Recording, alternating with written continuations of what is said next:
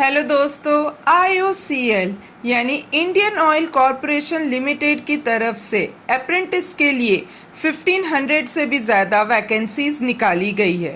इस अप्रेंटिस को BCom, BA, BSc, diploma, ITI 12th pass वाले अप्लाई कर सकते हैं और यहाँ पे कोई भी रिटन टेस्ट नहीं होने वाला है। ये एक मेरिट बेस पे होने वाला है और साथ ही कोई भी फीस नहीं लगने वाली है। 1500 से भी ऊपर की वैकेंसीज को 4 रिफाइनरी यूनिट में डिस्ट्रीब्यूट किया गया है। सबसे पहले आप Bongaigaon refinery, Gujarat refinery, Mathura refinery और पारादीप रिफाइनरी। इसके एडवर्टाइजिंग नंबर अलग अलग है, लेकिन पोस्ट ट्रेड या टेक्नीशियन अप्रेंटिस निकली हुई है। पोस्ट का नाम है और total vacancies Bongaigaon refinery में 144 है।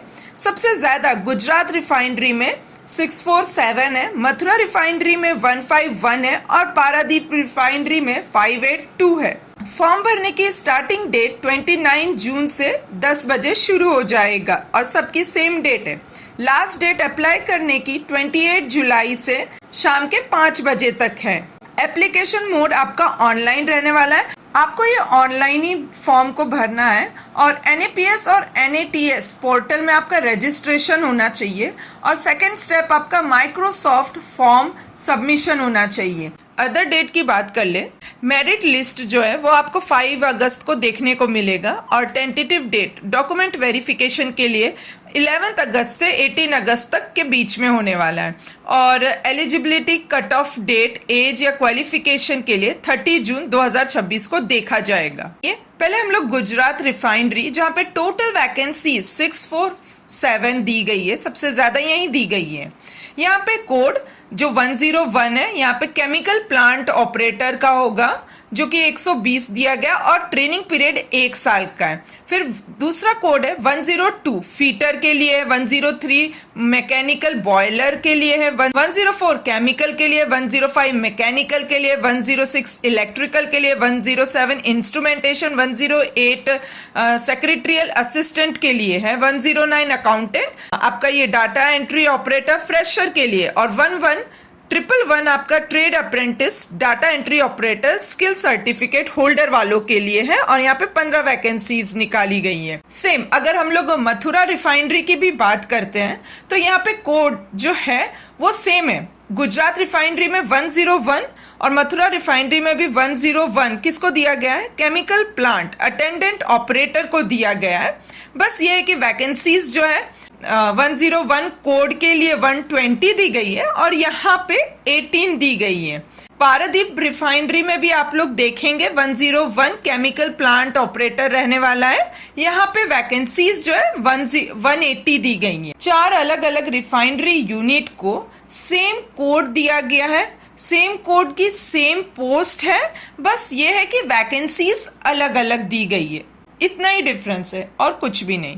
एजुकेशनल क्वालिफिकेशन की अगर बात करें तो यहाँ पे जैसे अगर रिजल्ट वेट करने वाले लोग हैं तो वो लोग प्लीज एलिजिबल आप लोग नहीं हैं और जैसे हायर क्वालिफिकेशन रखने वाले हैं जैसे BE, BTech, MBA, CA higher qualification वाले भी एलिजिबल नहीं है।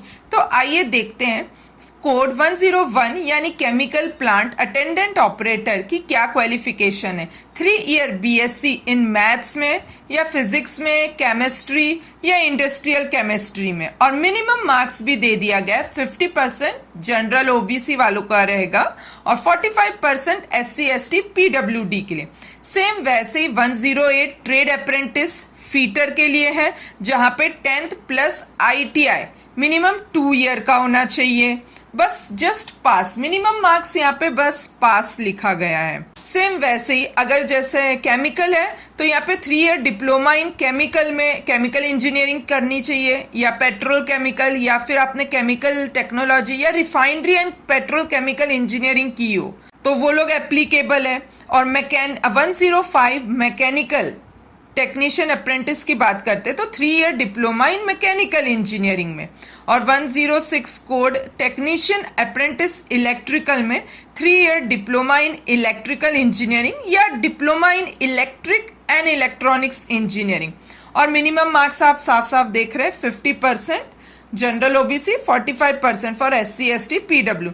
ऐसे ही आप लोग आगे देख लीजिएगा, जैसे ट्रेड अप्रेंटिस अकाउंटेंट वालों के लिए 3 ईयर BCom, और जैसे डाटा एंट्री ऑपरेटर ये फ्रेशर 110 कोड ध्यान में रखिएगा, ये सिर्फ क्लास 12th पास चाहिए ये लोग को। इस तरीके से क्वालिफिकेशन यहाँ पे रिक्वायर्ड क्वालिफिकेशन दिया गया है।